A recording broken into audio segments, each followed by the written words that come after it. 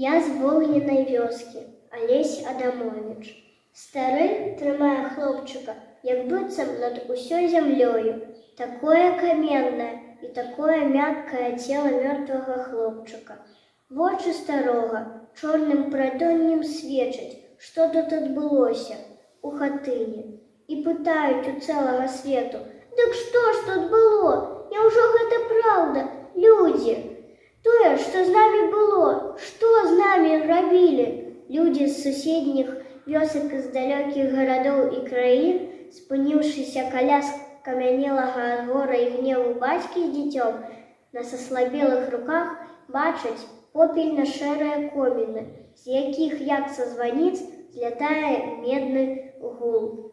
Удары званоў надтрэснутыя, кароткія, як заціснуты боль.